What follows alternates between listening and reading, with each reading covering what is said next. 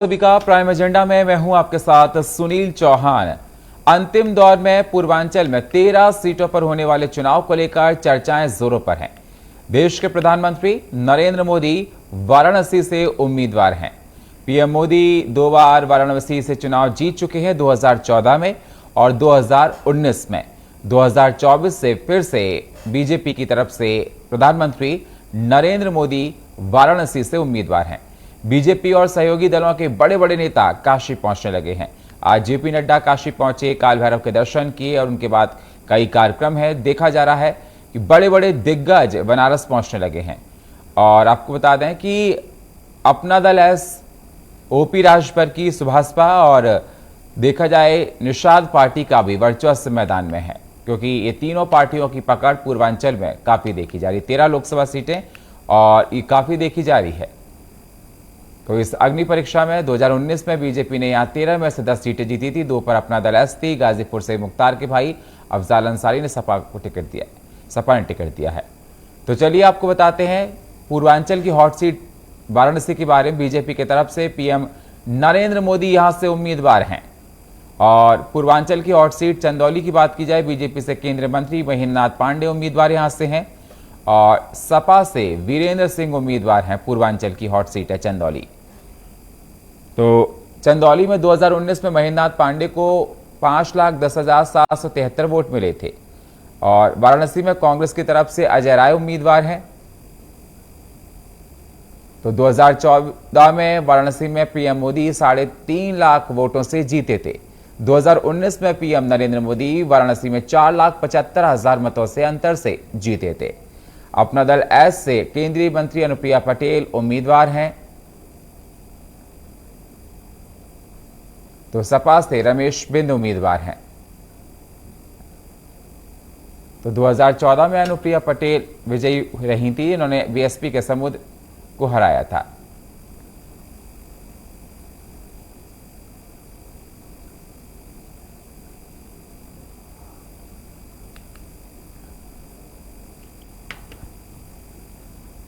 तो आपको बता दें लगातार चर्चाओं का बाजार गर्म है और जिसको लेकर देखा जा रहा है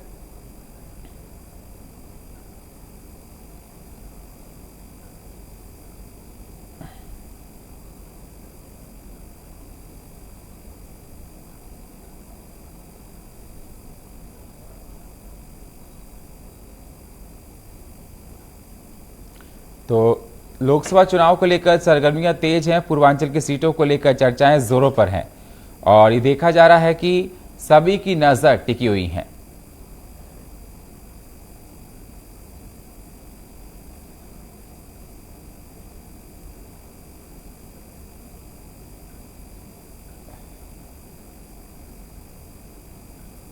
तो आपको बता दें कि चर्चाएं बहुत ज्यादा हैं, क्योंकि प्रधानमंत्री नरेंद्र मोदी उम्मीदवार यहां से।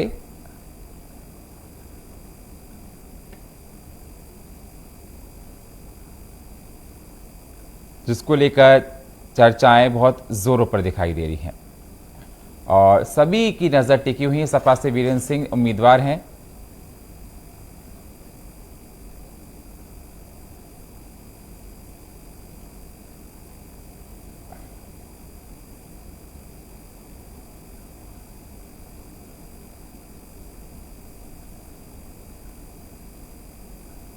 तो अंतिम दौर जारी है और देखा जा रहा है कि सभी की नजर इस पर जोरों पर है।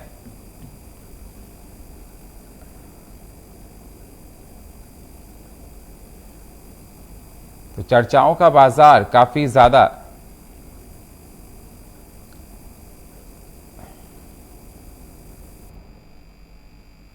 तो लगातार ये देखा जा रहा है कि सभी की नजरें टिकी हुई हैं। देखा जा रहा है बड़े बड़े दिग्गज मैदान में हैं, चर्चाएं जोरों पर हैं।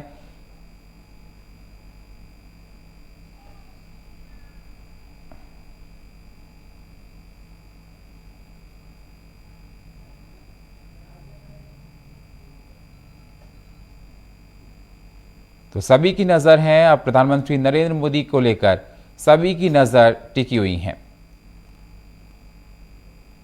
तो बड़े बड़े दिग्गज अखिलेश यादव भी वहां पर चुनावी मैदान में हैं और देखा जा रहा है प्रधानमंत्री नरेंद्र मोदी ने कहा कि सीएम योगी आदित्यनाथ अच्छे की गर्मी ढीली कर देते हैं, उतार देते हैं। तो जिसको लेकर ये देखा जा रहा है, अब गर्मी उतारने में एक्सपर्ट हैं, माहिर हैं, और मई जून में शिमला बना देते हैं सीएम योगी आदित्यनाथ। प्रधानमंत्री नरेंद्र मोदी कई बार तारीफ कर चुके हैं। अनुप्रिया पटेल मिर्जापुर से अपना दल एस की उम्मीदवार हैं और देखा जा रहा है कि अनुप्रिया पटेल को लेकर चर्चाएं जोरों पर हैं। और अगर बात की जाए, और भी मैं आपको गिनाना चाहता हूं जो हाई प्रोफाइल सीट्स हैं पूर्वांचल की हॉट सीट में सबसे पहले का जिक्र होता है वाराणसी का। बीजेपी की तरफ से पीएम नरेंद्र मोदी उम्मीदवार हैं, कांग्रेस की तरफ से अजय राय उम्मीदवार हैं। और चर्चा करने के लिए हमारे साथ जुड़ चुके हैं कृष्णमोहन पांडे जी, प्रवक्ता भारतीय जनता पार्टी के। स्वागत है कृष्णमोहन जी आपका। हमारे साथ जुड़ चुके हैं एस के दुबे, प्रवक्ता समाजवादी पार्टी के। स्वागत है दुबे साहब आपका। हमारे साथ जुड़ चुके हैं संदीप चौधरी, राजनीतिक विश्लेषक। स्वागत है संदीप चौधरी जी आपका। थोड़ी देर बाद हमारे साथ जुड़ेंगे दीप चंद्र राठौर जी, प्रवक्ता कांग्रेस के। तीनों मेहमानों का स्वागत। सबसे पहले दुबे साहब मैं आपके पास आना चाहूंगा। दुबे साहब, ये देखा जा रहा है ये रण अंतिम दौर का बहुत ही इंटरेस्टिंग है, और ये इतिहास में पहली बार ऐसा है कि पूर्वांचल के चुनाव हैं, ये देखे जा रहे हैं कि यहां पर जनता डरी हुई नहीं है। और अगर 2019 के आंकड़े को नजर डाला जाए तो यहां पर 2019 में 9 पर बीजेपी थी और अपना दल एस 2 पर थी, और 2 पर बसपा थी, क्योंकि उसमें अलायंस था। दुबे साहब, प्रधानमंत्री नरेंद्र मोदी ने अपने संबोधन में कहा कि प्रधानमंत्री ने कहा कि सीएम योगी आदित्यनाथ जी, योगी जी अच्छे की गर्मी ढीली कर देते हैं, अच्छे की गर्मी उतार देते हैं। किसकी गर्मी उतारने की बात कर रहे हैं? अगर पहले तो इनके स्वजाती जो माफिया लोग हैं उनकी गर्मी उतारें। एक भी ऐसा नहीं है जो जिस पर कोई भी एक्शन हुआ हो, और जिसको मीडिया कई बार दिखा चुकी है। मैं नहीं बोल रहा हूँ ये बात मीडिया बता रही है कि भाई इनके स्वजातीय लोगों पे कोई एक्शन नहीं होता है, तो अच्छी की अच्छी गर्मी ये किससे उतारेंगे? इनको खुद पता होना चाहिए। खैर, प्रधानमंत्री हैं, अब ठीक है राजनीति में से सब चलता है, लेकिन प्रधानमंत्री पर पद पर बैठा हुआ व्यक्ति इस तरीके की अगर भाषा बोलता है वो थोड़ा निंदनीय जरूर है, अच्छा नहीं लगता है। लेकिन खैर, राजनीति है, चुनाव का माहौल है, जनता अपने जो वोटर्स हैं उनको थोड़ा जोश देना है, तो ऐसा प्रधानमंत्री जी कर रहे हैं। खैर कोई बात नहीं, करें, उनको मुबारक है। लेकिन जहां तक अगर चुनाव की बात की जाए तो जो लास्ट टाइम 9 सीटें जीती थी, तो आपको मैं आज आप लिख सकते हैं इस बात को कि इनका सुपड़ा साफ है। 1-2 सीट की बात छोड़ दें, बाकी सब जगह समाजवादी पार्टी इंडिया गठबंधन फतेह करने के उस पर आ गई है। और निश्चित तौर पर चाहे वो घोसी हो, चाहे वो गाजीपुर हो, चाहे वो बलिया हो, ऐसी कोई भी सीट हो, वहां पर सब जगह, यानी कि आप देखिए इनके गोरखपुर की हालात इतने खराब हैं, नाली भरी पड़ी हैं, सड़कें सही नहीं है, आपको यकीन नहीं होगा कि वहां की जनता त्रस्त है। और निषाद काजल जो है, काजल निषाद जो है, वो निश्चित तौर पर इस बार इनके भारतीय जनता पार्टी के कैंडिडेट को हराएंगी। तो इसमें कहीं कोई शक नहीं है कि सिर्फ एक सीट अगर हम बात करें कि बनारस की, तो जो कि ये क्योटा बनाने के आए थे, लेकिन बनारस अभी भी वैसा ही है जैसा पहले था। ठीक है, अगर आप उसको क्योटा नहीं बना पाए, फिर भी एक जनता की उम्मीद है आपसे कि शायद इस बार आप अपने एक as a member of parliament शायद बना पाए, लेकिन वो भी कुछ होने वाला नहीं है। बाद बाकी सभी सीटों पर साइकिल दौड़ेगी, इंडिया गठबंधन दौड़ेगा। संदीप जी, मेरी आवाज मिल रही है सर आपको? सुन पा रहा हूं सुनील जी। संदीप जी, ये दशकों बाद ऐसा है कि पूर्वांचल में जो चुनाव हो रहा है, लोग डरे और सहमे नहीं हैं। जैसे अपने और क्षेत्रों में खेतों में फसल होती है, गेहूं होते हैं, आलू होते हैं, पूर्वांचल में बारूदों की फसल होती थी। सबने देखा है, हम सबने बहुत अच्छे से देखा। दशकों तक खूनों की नदियां वहां पर बहती थी, दंश, लोग डरे रहते थे। 10-15 पुलिस वाले पीछे पकड़ लिए और मुझे ताव दी और आगे रखकर और वो LMG लेकर निकल पड़ते थे। ये दंश हम सब ने देखा है, सबने देखा है 2005 में, 2007 में। क्या इस बार का चुनाव आपको नहीं लगता कि वहां की जनता खुली फिजाओं के साथ, एक नए स्वरूप के साथ, एक नए आकार के साथ देख रही है? देखिए, अगर हम पूर्वांचल की बात करें तो इस बात में कोई दो राय नहीं है कि न केवल पूर्वांचल बल्कि उत्तर प्रदेश के हालात पिछले कुछ समय में खराब हुए और यहाँ पर अतीक अहमद और मुख्तार अंसारी जैसे लोगों को लगातार सपोर्ट मिली और वो बड़े बदमाश बनके, बड़े कुख्यात बनके उभरे और उसका डर उनके जो चेले चपाटे से छोटे स्तर तक और गांव गलियों तक हर जगह डर पैदा हुआ और कहीं न कहीं आप ये कह सकते हैं कि क्राइम की दुनिया का बोलबाला रहा देश की राजनीति में और खासकर उत्तर प्रदेश में। और ये चीज आप ये समझ सकते हैं कि इनकी जो परवरिश होती है, जो ये पाले जाते हैं, राजनीतिक छत्र छाया में ही पलते हैं। लेकिन जब से ऐसे बड़े बड़े लोगों का इस दुनिया से जनाजा उठा है तो मैं मानता हूँ उत्तर प्रदेश का माहौल बदला है, उसमें पूर्वांचल का भी माहौल बदला है। और देखिए, क्राइम किसी के भी समय में हो उस पर कार्रवाई होनी चाहिए। जो भी पार्टी अब क्राइम को सपोर्ट करेगी, पढ़ा लिखा समाज है, पढ़ा लिखा वोटर है, उसको सपोर्ट नहीं करेगा। यही वजह रही कि मायावती का राज चला गया, यही वजह रही अखिलेश का राज चला गया। और पिछले 2 बार से आपने देखा जिस तरीके से योगी जी को उत्तर प्रदेश के अंदर बहुमत मिला है या सपोर्ट मिला है, वो एक अलग चीज है, अलग कहानी कहता है उत्तर प्रदेश के बारे में। तो इस चीज पर वोटिंग होगा, निसंदेह होगा, क्योंकि मुजफ्फरनगर दंगा अभी उत्तर प्रदेश भूला नहीं है। जिस तरीके से पलायन उत्तर प्रदेश में होता था, उत्तर प्रदेश इस पलायन को अभी भूला नहीं है। जिस तरीके से बहन बेटियों की इज्जत लूट ली जाती थी, उस चीज को अभी उत्तर प्रदेश भूला नहीं है। मैं ये नहीं कह रहा हूँ सुनील जी के 100% के 100% जुर्म खत्म हो गया है या गलत लोग नहीं रहे, गलत लोग हैं। लेकिन जिस तरीके से कमर तोड़ी गई है बड़े बड़े माफियाओं की, इसी तरीके से कमर तोड़ी जाए, इसी तरीके से बुलडोजर चलाया जाए तो मुझे लगता है जो राम राज्य की परिकल्पना की गई है उसको लेकिन संदीप जी इस बात को मानना पड़ेगा कि पूर्वांचल में माफियाओं की जमकर खेती होती थी। बिल्कुल, वहां पर माफियाओं का बोलबाला था और ऐसे जैसे वहां पर औजारों को, बारूदों को ऐसे उलाया जाता था, ऐसे दिखाया जाता है जैसे शादियों में पुष्पनी बरसाए जाते हैं, ऐसे मंजर भी हम सबने देखे। नहीं, प्रदर्शन होते थे सुनील जी, खुलेआम प्रदर्शन होते थे, ब्याह शादियों में भी प्रदर्शन होते थे, अपना बाहुबली अंदाज दिखाने के लिए भी प्रदर्शन होते थे। कितनी वीडियो वायरल है मुख्तार अंसारी की कि वो गाड़ी के ऊपर बैठे हुए हैं, बोनेट पर राइफल लेकर के गाड़ी उनकी बाजार में चल रही है। तो वे चीजें लोगों को डराने के लिए भी उससे डर का माहौल पैदा होता था, इसमें कोई दो राय नहीं। अब योगी जी कह रहे हैं कि सबको ठंडा कर देंगे, मोदी जी कह रहे हैं सबको ठंडा कर दिया योगी जी ने। अब भैया हम तो ये कहते हैं कि आराम से ठंडा करें, क्योंकि बुखार होता है ना 104 का, वो 102, 100 पे एकदम धीरे धीरे टेम्परेचर नीचे आता है और अचानक से कर दिया तो बड़ी आफत बन जाती है। इसलिए बड़े आराम से होना चाहिए। योगी जी एक बड़े नेता बनकर उभरे हैं और सबसे बड़ी बात है योगी जी ने जो कहा वो करके दिखाया, इस चीज में कोई दो राय नहीं है। राजनीति में एक दूसरे का विरोध हो सकता है, राजनीति में एक दूसरे पर उंगलियां उठाई जा सकती हैं। मैं राजनीतिक विश्लेषक हूं, मैं कोई बीजेपी की तारीफ नहीं करूंगा कि बीजेपी में गलत लोग नहीं है या कांग्रेस में गलत लोग नहीं है, सपा में नहीं है। सभी पार्टियां इस तरीके के लोग सभी में है। अगर अभी विपक्ष के लोग कहेंगे कि भाई ब्रजभूषण शरण सिंह के बारे में आप बोलिए, तो देखिए निसंदेह ब्रजभूषण शरण सिंह एक संदेहास्पद है, उसके ऊपर केस चल रहे हैं, बलात्कार के भी केस है, देश के बड़े खिलाड़ियों ने लगाए हैं। लेकिन आज जहाँ बात योगी जी की आती है तो देखिए योगी जी के ऊपर ना परिवारवाद का मामला लगा सकते, ना भ्रष्टाचार का मामला लगा सकते, और काम करने वाला मुख्यमंत्री उत्तर प्रदेश को मिला है जो 24 घंटे प्रदेश के लिए समर्पित है और क्राइम की कमर तोड़ने का काम किया है। इसमें भी कोई दो राय नहीं है। पांडे जी मेरी आवाज मिल रही है सर आपको? कृष्णमोहन पांडे जी मेरी आवाज मिल रही है सर आपको? जी मिल रही।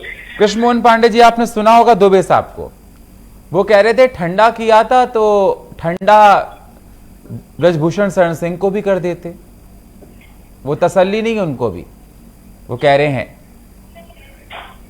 जहां तक ब्रजभूषण शरण सिंह तो ब्रजभूषण शरण सिंह पर कोई अपराध हत्या का लूट का, डकैती का, संगठित अपराध का या ऐसा अपराध जिससे कि समाज भयक्रांत होता हो, ऐसा कोई आरोप लगा हो तो मुझे बता दीजिए।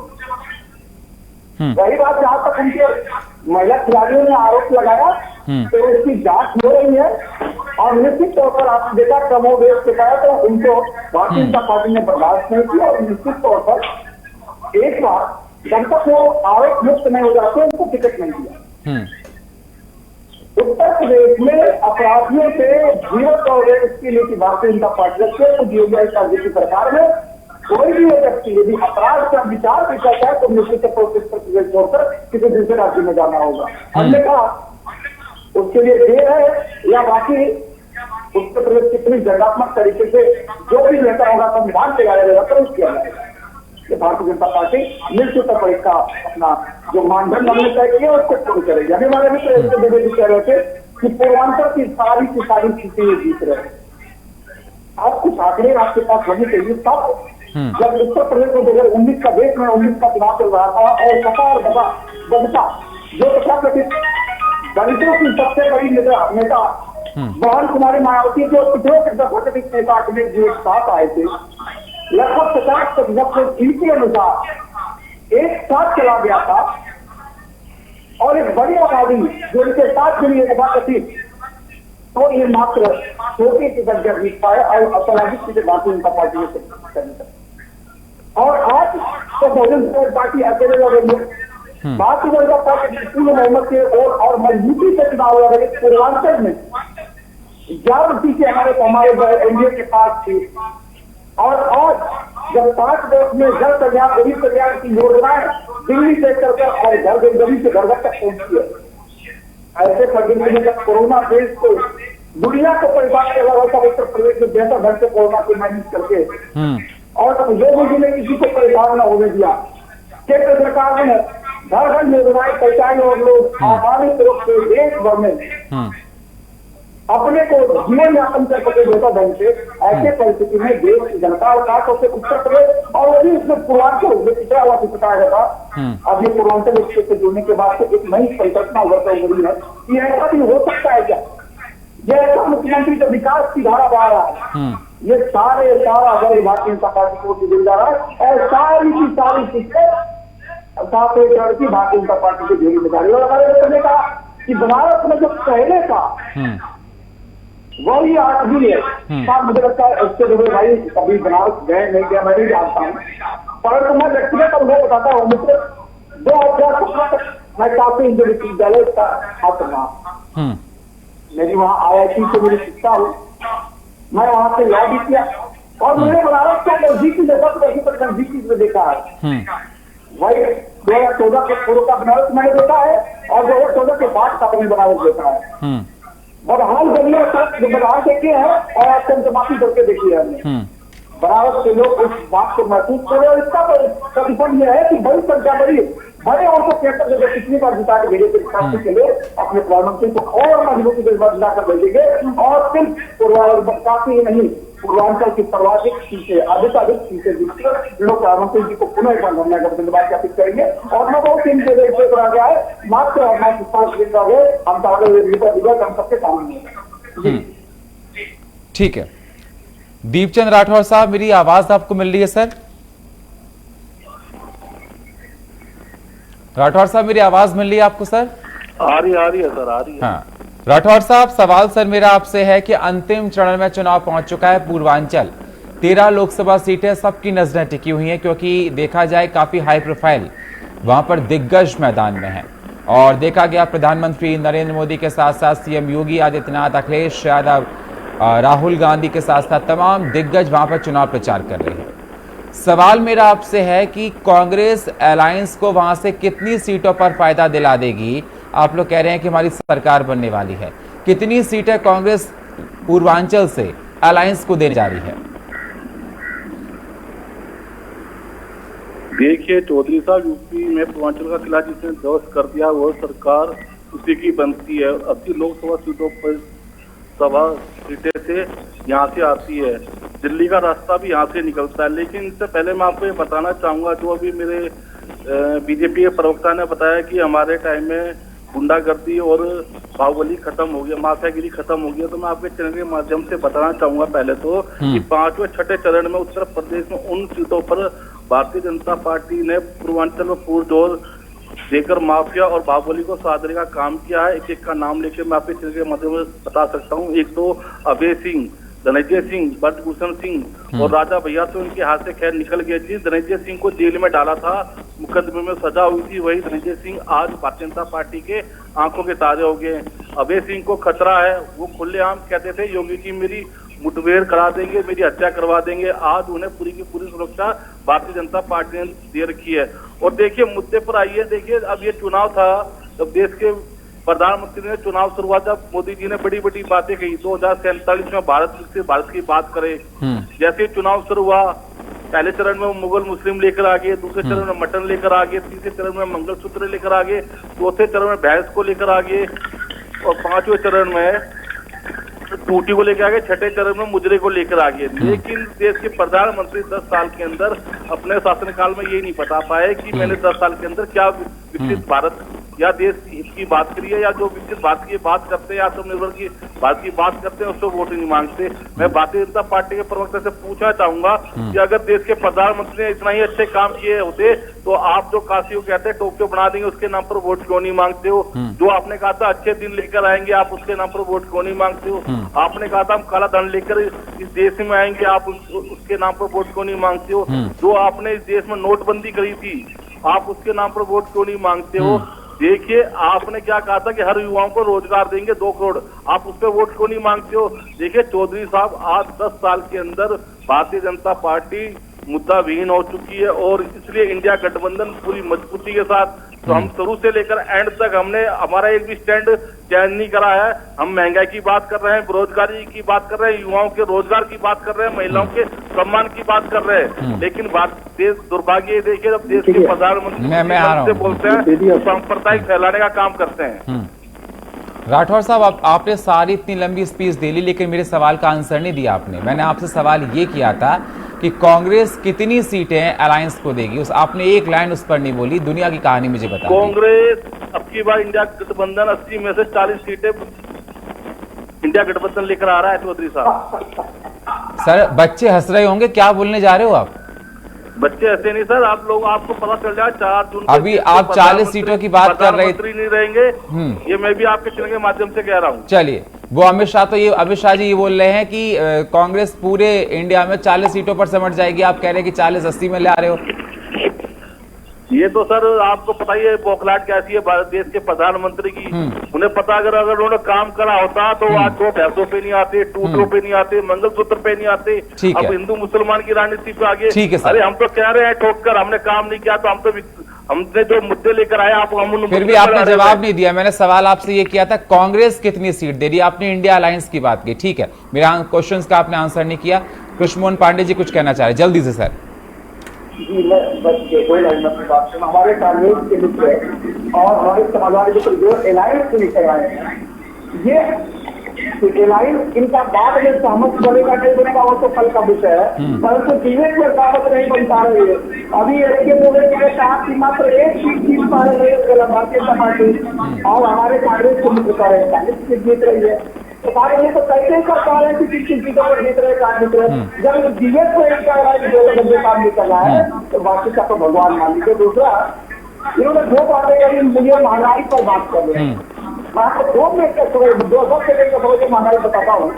महंगाई तो लेकर चलता है उस सिलेंडर पे जिस पर 80 किलो का चोरी रहता है। 2014 में हमारी सरकार आती है और 2004 में कांग्रेस की सरकार बनती है। 10 वर्षों का सफर चल रहा है इनका। 2004 से लेकर 3 दिसंबर 2013 तक गैस सिलेंडर 408 रुपया से लेकर के 870 रुपया दिसंबर 870 रुपया हमारे कांग्रेस के मित्रों ने किया। भारतीय जनता पार्टी को जो रेट मिला वो 870 रुपए का, वो 900 हुआ, 1000 हुआ, 1030 हुआ। 10 वर्षों के जनता को फिर उसको वापस करके 900 कर लेके आए। हमने कहा 860 रुपए को हम 11 करने के बाद फिर 900 लेके चले आए। इन्फ्लेशन रेट 21% और इनका रेट इन्फ्लेशन रेट 2%, लेकिन महंगाई का भारतीय जनता पार्टी का ये क्या कहना है? ये महिलाओं के सम्मान की बात करते हैं साहब, ये आम आदमी पार्टी के साथ जुड़े हुए हैं स्वाति मालीवाल के जिसके साथ एक विधानसभा कांग्रेस के साथ एक मुख्यमंत्री के घर ठीक है स्थिति होती है, बावजूद इसके न कांग्रेस के मुंह से कुछ निकलता है और न कांग्रेस आम आदमी पार्टी के मुंह से निकलता है और न एक समाजवादी पार्टी के इंडिया अलायंस को। और ये बात करते हैं महिला सम्मान की, महिला से मान लिया था मुझे मारा क्या है संसद में क्या करता है आप बात करते महिला सम्मान के, लेकिन ने कहा कि ये 10 वर्षों में उनके वोट के लिए मांग रहे हैं और मांगेगा आयुष्मान भारत जनता को हमने तो दिया, उसको वोट मांगे हैं हम तो विचार होते सबके बनाइए के रोड पर के हमने 4 करोड़ लोगों को आवाज दिया है, हमने देश के बड़े वर्ग को शौचालय दिया, हमने शिक्षा दिया है, स्वास्थ्य दिया है। ठीक है इस देश के बड़े वर्ग ठीक है सर, आते हैं सर आपके पास, आते हैं उस पर वोट मांग रहे हैं और उसको लेकर सुप्रीम और नागरिकता लेकर आए थे कि हमने क्या ठीक है सर, ठीक है ठीक है। राठौर साहब कुछ कह रहे हैं जल्दी से, राठौर साहब जल्दी से, ठीक है राठौर साहब जल्दी से। पार्टी के प्रवक्ता से कहना चाहूंगा कि रवंत रेड्डी के ऊपर ही बोल देते देवगौड़ा के पोस्ट पे जो जिन्होंने 3 से 4 हजार महिलाओं का शोषण करा उस पर नहीं बोलेंगे, वर्ग भूषण भी बोल लेते जिसने देश की बेटी आन बान शान है, जो हमारे देश के लिए गोल्ड मेडल लेके आते हैं उसके ऊपर आप एक शब्द नहीं बोलेंगे। पर स्वाति मालीवाल के ऊपर तो कांग्रेस पार्टी ने पहले स्टेटमेंट दे दिया कि हम महिलाओं के सम्मान के साथ खड़े हैं, जो उनके साथ बदसलूकी हुई है उसकी जांच होनी चाहिए, हमने तो यहाँ तक कहा। लेकिन आप कब कहोगे जो वर्ग भूषण के सपोर्ट में खड़े हो जाते हो कि जो देश की बेटी के साथ बदसलूकी हुई है, ठीक है, वर्ग भूषण पे हम शोषण का आरोप लगाते हैं। ठीक है सर, आप में हिम्मत है नहीं है, आप में हिम्मत, आप अगर ठीक है एक सेकंड तो कुलदीप सिंगर के साथ खड़े नहीं होते, आप में हिम्मत होती तो देवगढ़ पोस्टों को आज भागने को मजबूर नहीं करते, उनको जेल में डालते। सरकार किसकी है, शासन किसका है, केंद्र में सरकारें किसकी है, वही देश के प्रधानमंत्री के साथ में खड़ा होकर वोट मांगता है। जब शर्म नहीं आती है लोगों को, जब महिला के सम्मान की बात होती है उसके बाद महिला के मान सम्मान की बात आपको याद नहीं आती है। अब चाहे लेकिन आगरा की मुख्यमंत्री के साथ फोटो खींचा और सजा तक नहीं हुई, ये आप बोलिए शोषण का दोषी है, बोलिए आप में हिम्मत है तो देवगढ़ में पोता रेवंत रेड्डी वो महिलाओं का शोषण कर चुका है, 3 से 4 हजार उसकी सोशल मीडिया पर वायरल हो चुकी है, उसके ऊपर आप एक शब्द नहीं बोलेंगे। कुलदीप सिंगर के ऊपर भी बोलेंगे कुछ। ठीक है ठीक है ठीक है। दुबे साहब मैं आता हूं आपके पास। एसके दुबे साहब आवाज मिल रही है सर? जी। एसके दुबे साहब, समाजवादी पार्टी ने 2022 में पीडीए का नारा दिया था, सबको पीडीए की बात की थी, आपको अच्छे से पता है सर। लेकिन देखा जाए जब आप लोगों ने पीडीए की बात कही थी तो आपके साथ ओपी राजभर भी थे, है ना, पल्लवी पटेल भी आपके साथ थी सर, कृष्ण पटेल भी आपके साथ थे, तमाम और लोग भी थे। अब तो ये सब आपके यहाँ से चले गए, तो ये फिर पीडीए की बात कैसी सर? ये प्रैक्टिकली बिल्कुल फेल दिखाई दे रहा है सर। जनता आप पे कैसे विश्वास करे? नहीं देखिए किसी के आने से, किसी नेता के आने से और जाने से पीडीए का जो हमारा पर्पज है वो खत्म नहीं हो जाएगा। आप एक चीज याद रखना, ये स्वार्थी लोग थे, जो स्वार्थ इन्हें से सत्ता दिखाई देती है, अगर चाहे वो राजभर जी हो या ये कैसी बातें करते हो सर आप? पल्लवी पटेल हो, अगर पल्लवी पटेल सर 5 राज्यों के विधानसभा चुनाव भूल गए? चिरकुट कहा गया था इनको वोट मत देना, कांग्रेस को मत देना, इन्होंने धोखा दिया तुमको, हमको धोखा देंगे, दुनिया की कहानी भूल गए सर। वो लोग स्वार्थी थे, वो लोग स्वार्थी थे। पहले उसी चीज का मैं क्लियर कर दूं ना। हाँ। जिस पार्टी का राष्ट्रीय अध्यक्ष अगर बोलता तो उसकी अहमियत होती है, बाकी नीचे के जो बोले हाय इतनी अहमियत नहीं होती। क्या बात बोल दी सर, क्या बात बोल दी? मतलब कोई स्टेटमेंट अगर राष्ट्रीय अध्यक्ष देगा तो ही माने है, अदरवाइज कोई स्टेटमेंट की वैल्यू नहीं। कैसी बातों को घुमा रहे दुबे साहब? कैसे? अरे मुझे मत सुनाइए सर आप। अच्छा मतलब डिम्पल यादव कुछ बोलते हैं तो कुछ भी नहीं होगा? एक सेकेंड, तो फिर बुलाया क्यों? अरे मैं सवाल कर रहा हूं तो आप इरिटेट हो रहे हैं सर। मैंने आपसे एक सेकंड सर, इसमें एग्रेसिव होने की जरूरत नहीं। सवाल मेरा सिंपली आपसे है, एक सेकंड, चलिए आप बात बोलिए। आप पूरी बात नहीं सुन, ठीक है सुनिए बोलिए सर, बोलिए, अपनी बात रखिए, फिर मैं आपका जवाब दूंगा। ठीक है बोलिए।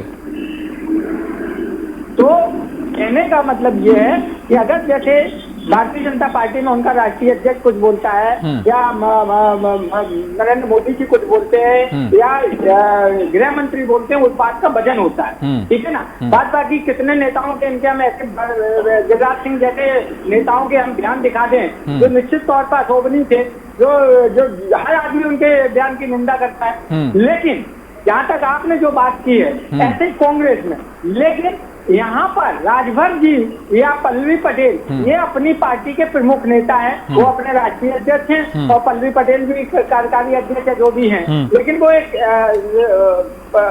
इम्पोर्टेंट पद पे हैं। अगर इन लोग अपने अपने स्वार्थों को देख के अगर अपना काम कराना चाहते हैं और पीडीए चिल्लाएंगे तो वो पीडीए का मकसद पूरा नहीं होता है। पीडीए के मकसद के लिए हमें समझौता भी करना पड़ता है, निश्चित तौर पर हमें सबको साथ लेके चलना पड़ता है, निश्चित तौर पर हम ये बात कहेंगे। लेकिन अगर यही पल्लवी पटेल की माँ को अगर राज्यसभा सांसद बना देते तो पल्लवी पटेल भी खुश थी, तो वे छोड़ के नहीं जाती हमें, ऐसे ही राजभर जी। तो कहने का मतलब है कि स्वार्थ वाले जो राजनेता जो बन गए हैं, इनकी दुकानें अब ज्यादा नहीं चलेंगी, इनका कहानी खत्म है, ये चीज आप लिख लीजिए। और जहां तक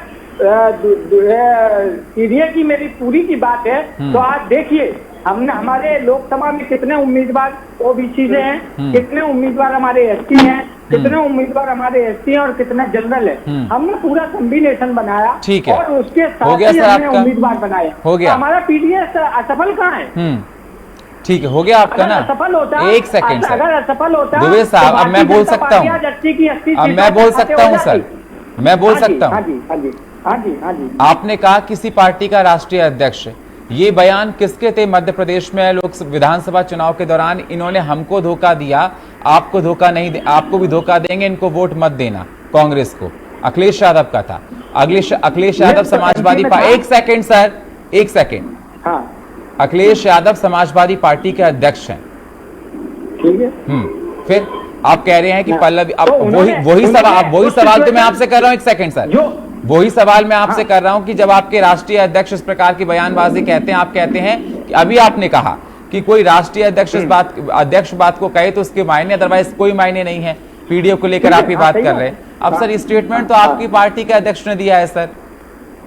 हाँ, तो उसका वो जो मामला था उसके अरे घुमा दिया बात को, घुमा दिया बात को, घुमा दिया। दुबे साहब घुमाने में बड़े बात, इसको तुम लोग मत करना। चलिए ठीक है, चलिए कोई बात नहीं। एक सेकंड, जनता देख रही है, देश आपको देख रहा है, जनता ही डिसाइड करेगी। लोकतंत्र में जनता ही सर्वोच्च है और जनता ही जनार्दन है। मैं आता हूं सर, आपके पास आता हूं, मैं आता हूं, सबके पास आऊंगा, अभी समय मेरे पास है। संदीप जी, मेरी आवाज मिल रही है सर आपको? हाँ सुनील जी, मैं आपको सुन पा रहा हूँ।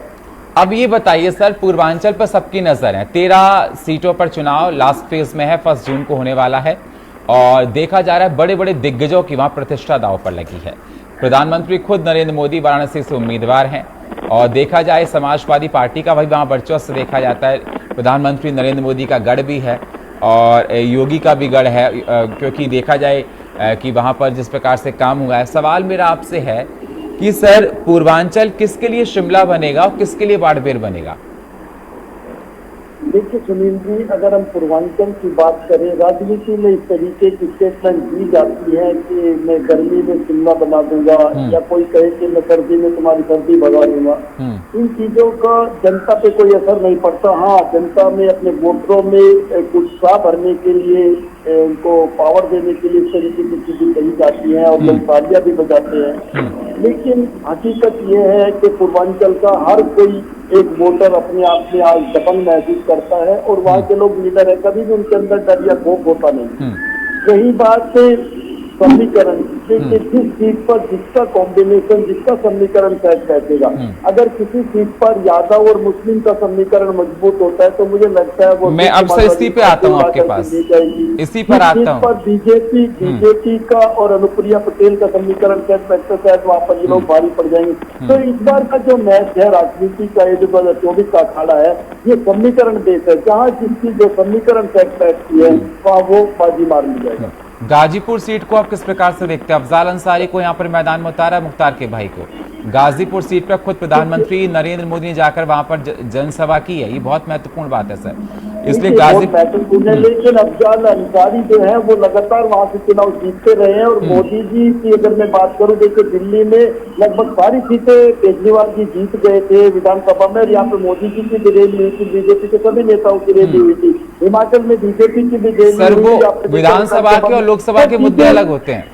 विधानसभा के और लोकसभा के मुद्दे अलग होते हैं सर। देखिए लोकसभा के मुद्दे अलग होते हैं। बहुत लंबे समय तक कांग्रेस ने राज किया, लेकिन पिछले 2 बार से बीजेपी बन रही है। तो मुद्दे अलग होने के बावजूद भी इसका मतलब ये सरकारें भी बदलती रही है, हार जीत भी होती रही है। अगर कोई इस बार का चुनाव जीता है उसकी ये गारंटी नहीं है कि वो अगली बार भी बना रहेगा। संदीप जी, एक सवाल मेरा आपसे और निकल कर आ रहा है। 1992 से जब से इलेक्शन हो रहे हैं, ये हर इलेक्शन में देखा जाता है, बेरोजगारी, महिला सुरक्षा, किसानों के हितों को लेकर, डेवलपमेंट को लेकर, लॉ एंड ऑर्डर को लेकर, ये हर बार देखा जाता है। ये जब से चुनाव चल रहे हैं, बेरोजगारी को लेकर, गरीबी को लेकर, महिला सुरक्षा को लेकर, मूलभूत सुविधाओं को लेकर, ये इन मुद्दों पर जनता उम्मीदवार वोट मांगते हैं। इस बार का चुनाव कितना अलग है पूर्वांचल का? क्या कोई मुद्दे अलग है इस बार? सुनील जी, इस बार चुनाव बिल्कुल अलग है। जैसे चुनाव शुरू उसी तरीके से हुआ था, डेवलपमेंट की बात की गई थी, सारी चीजें आई थी। लेकिन आपने देखा 2014 का चुनाव बीजेपी ने जीता, क्योंकि मोदी जी और बीजेपी की पूरी टीम सामने लेकर के कुछ चीजें आई थी जिनको देश को भी जरूरत थी, जिनकी आम आदमी को भी जरूरत थी, जिसकी बेरोजगार को भी जरूरत थी। जब ये कहा गया चौहान साहब कि भाई ये 2 करोड़ रोजगार हर साल मिलेंगे, तो जो हमारे देश का युवा था उसके अंदर एक जोश पैदा हुआ, और जो वोट नहीं डालता था वो भी निकल के बाहर है। जब किसान को ये कहा गया कि किसानों की आय दोगुना हो जाएगी, तो किसान अपने घर से निकलकर वोट डालने गया। जब ये कहा गया कि 100 स्मार्ट सिटी बचेंगे, तो व्यापारी था या मजदूर था तो घर से निकल के बाहर गया कि अभी हमारे पास 4 ही सिटी है, मुंबई, कलकत्ता, चेन्नई, दिल्ली, तो ऐसे 100 हो जाएंगे। तो हर कोई बाहर निकला, क्योंकि उनको लग रहा था कि अब देश में एक मूलचूल परिवर्तन होने वाला है। लेकिन खोता पाड़ निकली चुनिया, ऐसा कुछ हुआ नहीं। और इस बार वोटिंग परसेंटेज डाउन होने का वही कारण है कि वोटर फिर से उदासीन हो गया। अब देखते हैं ऊँट किस करवट बैठता है, क्योंकि असली जो जज करने वाला है, जो सरकार बनाने वाला है, वो कोई और नहीं, केवल मत हिंदुस्तान का मतदाता है। वो मतदाता क्या रिजल्ट देता है 4 तारीख को सभी को पता चल जाएगा। दीपचंद, ठीक है। राठौर साहब, मेरी आवाज मिल रही है सर? आ रही है सर। राठौर साहब, देखा जाए चुनाव अपने अंतिम दौर में आ गया है। अब 4 जून को नतीजे आएंगे, लेकिन सर ये देखा जा रहा है, अखिलेश यादव कह रहे हैं कि हम 300 के पास आ रहे हैं, मल्लिकार्जुन खड़गे कह रहे हैं हम 400 के पास आ रहे हैं। कितने पास आ रहे हो सर? सरकार बन रही है आपकी? देखिए नीतीश चौधरी साहब, नीतीश जी ने तो संकेत दे भी दिया। उन्होंने क्या कहा कि मोदी सीएम है, आपको पता होगा। और एनडीए छोड़ने वाले पहले व्यक्ति भी ये नीतीश कुमार जी होंगे, ये भी मैं आपके चैनल के माध्यम से कह रहा हूँ। और देखिए, इंडिया गठबंधन 6ठे चरण के अंदर 2072 का जो मार्जिन है, वो जनता जनार्दन ने हमारे को आशीर्वाद दे चुके हैं, मैं आपके चैनल के माध्यम से कह रहा हूँ। और रही बात आपके जो देश के प्रधानमंत्री बोल रहे हैं कि अब देखो कैसी कैसी बातें कर रहे हैं, मुझे तो थोड़ी हंसी भी आती है। अब देश के प्रधानमंत्री कह रहे हैं कि मैं तो बायोलॉजी की पैदा हुआ हूँ। अब बताइए, अब ऐसे प्रधानमंत्री के बारे में आप क्या कहेंगे? देखिए, देश का दुर्भाग्य ही है, देश के प्रधानमंत्री ये कह रहे हैं कि मैं नॉर्मल पैदा नहीं हुआ हूँ, मैं बायोलॉजी की पैदा हुआ हूँ। तो भाई ये तो भगवान हो गया हमारे लिए। कांग्रेस कितने ला रही है सर? कितनी सीटें आ रही है बता दीजिए, क्योंकि आपके नेता अलग अलग, कोई 300 कह रहा है, कोई 400 कह रहा है। आदरणीय सुनील चौधरी जी, मैं ना काफी के माध्यम से कह रहा हूँ कि इंडिया गठबंधन की 272 से पूर्ण बहुमत की सरकार बनने वाली है। और 4 जून के बाद मोदी इस देश के प्रधानमंत्री नहीं होंगे। और एक पिक्चर रिलीज होगी कि एक थी भारतीय जनता पार्टी, या आप लिख कर रख लो कहीं भी, और 5 तारीख को आप मेरे से डिबेट कर लेना। ठीक है। कृष्णमोहन पांडे जी, मेरी आवाज मिल रही है सर आपको? राठौर साहब ये कह रहे हैं कि आपकी विदाई होने वाली है, सामान अपना पैक कर लीजिए, मुस्कुराइए मत, वो कह रहे हैं। और कह रहे हैं एक मूवी निकाल रहे हैं आपकी, पिक्चर आने वाली है आपकी, एक थे मोदी जी, पास्ट दिखा रहे हैं आपको। देखिए, सबसे बड़ी बात यह है कि हमें ये देखना होगा कि जो कांग्रेस कर रही है कि भारतीय जनता पार्टी और देश के सबसे बड़ा विदाई होने जा रही है, उत्तर प्रदेश में कितने सीटों पर मिलेगी?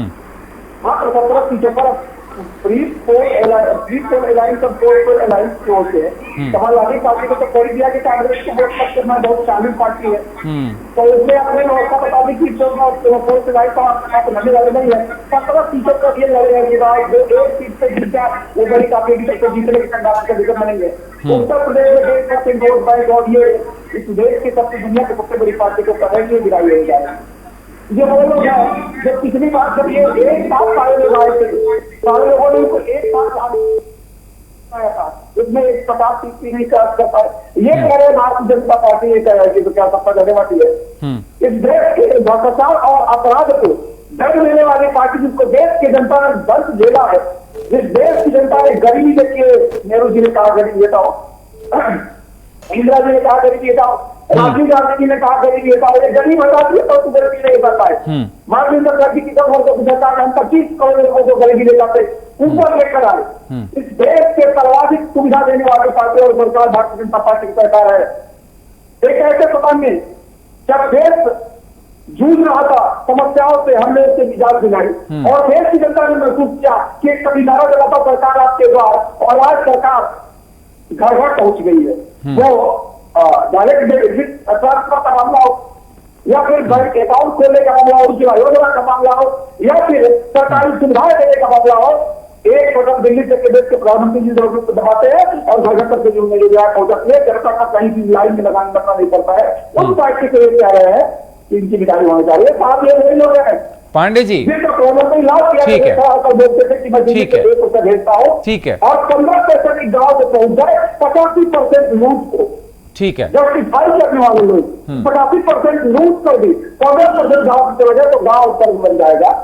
85% का अपराध भ्रष्टाचार करने वाले, प्रारंभिक करने वाले लोग कह रहे हैं कि इस देश में देश का पर्यावरण प्रधानमंत्री चाह रहा है, जिसमें ये कह रखा है कि मैं खाऊंगा और मैं खाने दूंगा। ये बात कर रहे थे किसानों के आय दूर करने के। आप सुन लीजिए, 2014 में जब हम सत्ता में आए थे तो आप गेहूं को खरीदते थे एमएसपी का 11 रुपया, 1100 रुपये पर क्विंटल, भारतीय जनता पार्टी 22 से 40 रुपया खरीद रही है। आपका अगर धोखा नहीं हुआ, हमें धोखा कर दिया था कि 11 को 22 होता है, हमने 22 से भी ज्यादा कर दिया, धोखा किया। किसानों को हमें 6,000 रुपये 12 का सम्मान नहीं दिया। आपने क्या दिया 30 जीवन जीवन में? आपने दिया, ठीक है, किसान जब आंदोलन करते, ठीक है, एक सेकंड महेंद्र कृष्णमोहन जी, एक सेकंड सर, अरे ठीक है सर, एक सवाल मैं आपसे पूछ रहा हूँ, एक सेकंड, महिलाओं को सम्मान दिया है, ठीक है, नौजवानों को सम्मान दिया है, ठीक है पांडे जी, एक सेकंड सर, सम्मान दिया है, एक सेकंड पांडे जी, प्रधानमंत्री नरेंद्र मोदी कह रहे हैं कि योगी जी ने अच्छे की गर्मी ठंडी कर दी है। किसकी गर्मी ठंडी करने की बात कर रही, किसको ठंडा कर दिया? बिल्कुल बोलो, उन सारे लोगों की गर्मी शांत होगी जो इस प्रदेश के एक नागरिकों को सुरक्षा से खिलवाड़ करते हैं। इस प्रदेश में लूट, अपराध, भ्रष्टाचार और इस प्रदेश के लोगों को भयाक्रांत करने की यदि मदद स्थिति भी रखते हैं तो निश्चित तौर पर उनकी गर्मी को शांत कर दिया जाएगा। इस प्रदेश में ऐसी व्यवस्था पंचावन भी करते हैं तो उत्तर प्रदेश उनको छोड़ना होगा या उनको जेल जाना होगा।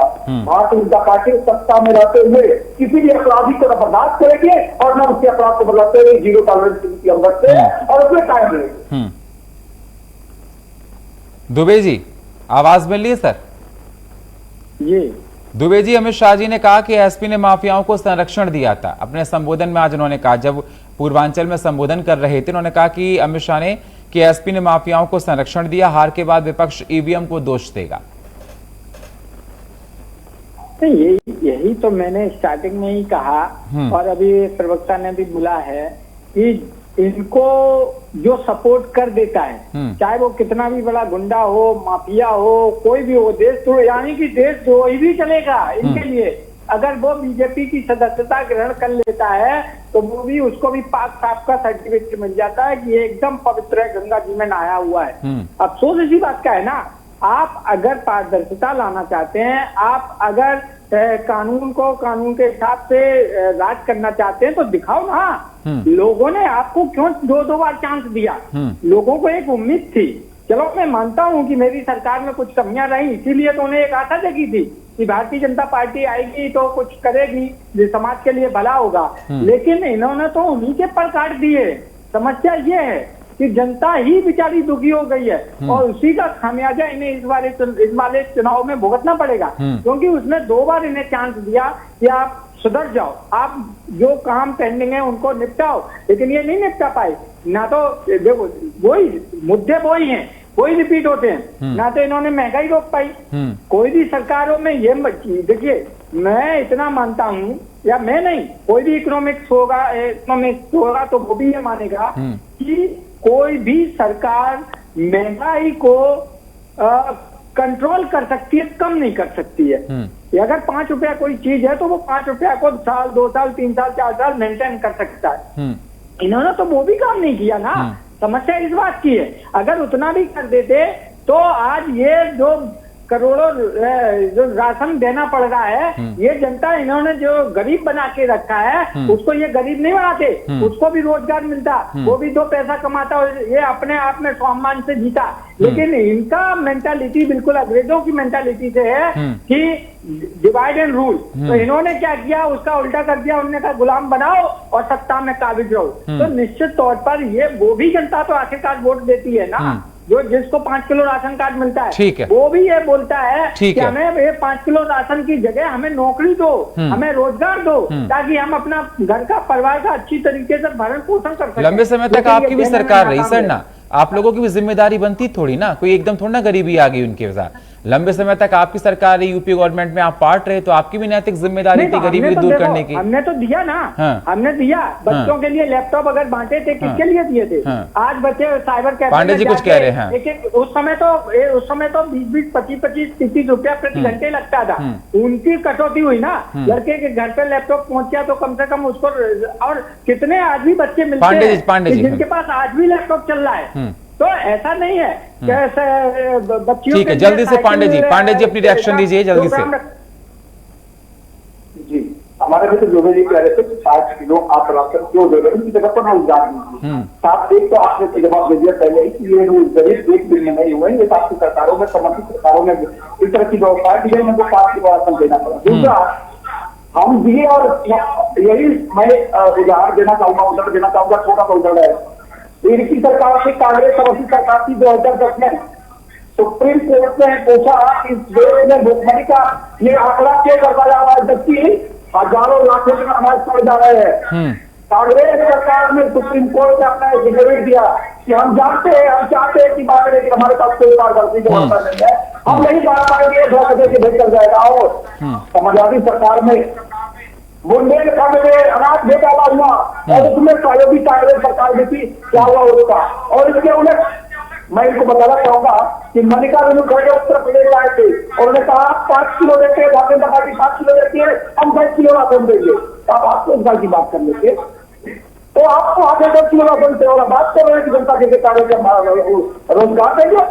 भारतीय जनता पार्टी रोजगार से भी काम कर रही है, शिक्षा पर भी काम कर रही है और अनाज पे भी काम कर रही है। ठीक है, ठीक है, नहीं है मुफ्त का अनाज करके। ठीक है सर, ठीक है, समय मेरे पास बहुत कम है। ठीक है पांडे जी, राठौर जी फाइनल कमेंट आपका सर। ठीक है पांडे जी, ठीक है, राठौर जी फाइनल कमेंट सर आपका।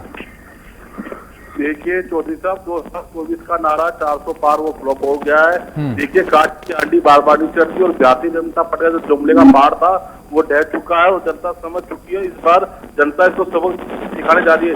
देखिए जनता का कहना है कि आप मोदी जी के नाम पर वोट नहीं देंगे। मोदी जी ने 10 साल से जनता को खूब चला है और जनता पार्टी के दिन रच गए हैं। 2024 में एक नया सवेरा आएगा, जो जीतेगा वो हमारे लिए महंगाई की बात करेगा, रोजगारी की बात करेगा, महिलाओं की बात करेगा, युवाओं की बात करेगा। ठीक है, दुबे जी फाइनल कमेंट आपका सर। दुबे जी फाइनल कुछ बस यही है कि अभी अब 4 तारीख को इंडिया गठबंधन की सरकार है, आप भी मिठाई खाएंगे, आपको मिठाई खिलाएंगे और ये भारतीय जनता पार्टी का बनवास शुरू होगा। यही है फाइनल कमेंट मेरा। वो तो ये कह रहे हैं कि आपके दफ्तर में ताले लग जाएंगे, बीजेपी वाले कह रहे हैं। ये तो वक्त बताएगा ना, 4 तारीख बताएगी। Pandey ji final comment sir आपका। बस एक ही बात, अब की बार 400 पार। और ये वो लोग जो अभी तक इस देश में 10 वर्षों से ये निगाह बना के बैठे हैं कि आज सरकार आएगी, जीतेंगे, जनता उनको पुनः एक बार मौके गिराएगी और पुनः दिल्ली के सचिव प्रधानमंत्री जी को मजबूत सरकार बनाकर भारत का भाग्य विधाता के भारत का एक भाग्य बदल के निकलेगी। अच्छा ये बताइए कि इस बार का वाराणसी का चुनाव क्या नई इबारत लिखने वाला है? देखिए वाराणसी का चुनाव कम्प्लीट 5 लाख पार से 5 लाख वोटों से प्रधानमंत्री जीतेंगे और दुनिया के मानक पर पार्टी की अलग छवि जो बनकर उभरी है, काशीवासी देश के यशस्वी प्रधानमंत्री जी को उसका रिटर्न गिफ्ट देंगे 5 लाख वोटों को जिताएंगे। और बनारस की सीट का आसपास की सीटों पर कितना प्रभाव पड़ रहा है? पूर्वांचल पूरे इन 13 सीटों पर पिछली बार 11 सीट हमारे पास थी, इस बार 13 सीटें भारतीय जनता पार्टी के खाते में आ रही है और मजबूत सदस्य सरकार के साथ पुनः इस राज्य को मिल रही है। तीसरी बात करो प्रधानमंत्री बनने जा रहे हैं। धर्मेंद्र जी, सॉरी संदीप जी, आवाज मिल रही है सर? हाँ सुनील जी, मुझे आपकी आवाज मिल रही है। जी सर, फाइनल कमेंट रखिए सर। सभी की बातों का आपने सुना होगा और क्योंकि अंतिम दौर में चुनाव पहुंच चुका है, 1 जून को जो होगा वो लास्ट है, उसके बाद 4 जून को नतीजे, और पूरी ताकत झोंके हुए हैं सभी पार्टियां, चाहे वो इंडिया अलायंस हो और चाहे वो एनडीए अलायंस हो, सभी पार्टियां अपनी पूरी ताकत हैं। और देखा जा रहा है कि पूर्वांचल में बड़े बड़े दिग्गज यहां पर मैदान में, प्रधानमंत्री नरेंद्र मोदी, अनुप्रिया पटेल राजभर के बेटे हैं, और देखा जाए महेंद्र नाथ केंद्रीय कैबिनेट मंत्री हैं, वो भी मैदान में हैं, बड़े बड़े दिग्गज यहां से मैदान में हैं। तो कितना महत्वपूर्ण ये पूर्वांचल का चुनाव, कितनी ताकत लगा रखी वहां पर? देखिए सुनील जी, चुनाव अपने अंतिम दौर में है और एक एक स्थिति महत्वपूर्ण है, किस सीट महत्वपूर्ण होती है तो पूर्वांचल का चुनाव भी महत्वपूर्ण है।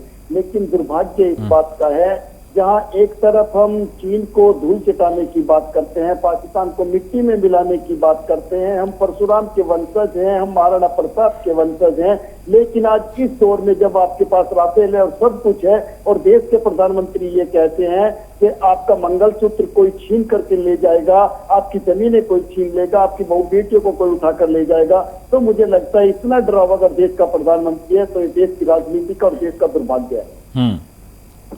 और प्रधानमंत्री नरेंद्र मोदी को लेकर चर्चाएं किस प्रकार की हैं? क्योंकि जिस प्रकार से देखा जाए बीजेपी के बड़े बड़े दिग्गज वहां पर पहुंचने लगे हैं, काशी में जेपी नड्डा वहां पर पहुंचे, बहुत बड़ा कार्यक्रम होने वाला है, बड़ी बड़ी जनसभाएं हो रही हैं, कितना असर जनता के दिल पर इसका पड़ेगा? देखिए सुनील जी, अपनी अपनी पार्टी को जिताने के लिए सभी बड़े नेता पहुंचते हैं, लेकिन मैं ये कह सकता हूँ कि वाराणसी की सीट, ये मेरा अपना राजनीतिक विश्लेषण है, किसी पार्टी का मैं प्रवक्ता नहीं हूँ, कि मोदी जी अपनी सीट जीतेंगे और अच्छे अंतर से जीतेंगे, इसमें कोई दो राय नहीं है। लेकिन इस बार मैं इतना भी कह सकता हूँ, जो मेरा राजनीतिक विश्लेषण कहता है कि जो एनडीए गठबंधन है उसकी सीटें इस बार घटेगी, उनका जनाधार घटेगा, क्योंकि लोकप्रियता लगातार कम हो रही है। और जिस प्रकार से सीएम योगी आदित्यनाथ ने माफियाओं पर कार्रवाई की, पूर्वांचल में माफियाओं का बोलबाला था, क्या पूर्वांचल की जनता माफियाओं पर हुई कार्रवाई पर सीएम योगी आदित्यनाथ को इनाम देगी? देखिए, अगर उत्तर प्रदेश की राजनीति की मैं बात करूं, चाहे अखिलेश यादव हो, चाहे मायावती हो, चाहे जयंत चौधरी हो, उन सब ने आज की तारीख में उत्तर प्रदेश के अंदर जो इमेज योगी आदित्यनाथ की है वो किसी की नहीं है, वो सबसे ऊपर है उत्तर प्रदेश के अंदर। चलिए, बहुत बहुत शुक्रिया चारों मेहमानों का चर्चा में जुड़ने के लिए। समय हमको इतनी इजाजत दे रहा है। कृष्ण मोहन जी आपका, एस के दुबे साहब आपका, दीप चंद्र राठौर साहब आपका और संदीप जी आपका। अब ये वक्त बताएगा कि पूर्वांचल की जनता ने किसका साथ दिया है और किसका साथ नहीं दिया, लेकिन सभी पार्टियां पुरजोर तरीके से पूरी मेहनत करने में जुटी हुई हैं। और फिलहाल प्राइम एजेंडा में इतना ही। बाकी खबरों के लिए आप बने रहिए हमारे साथ, देखते रहिए प्राइम न्यूज। नमस्कार।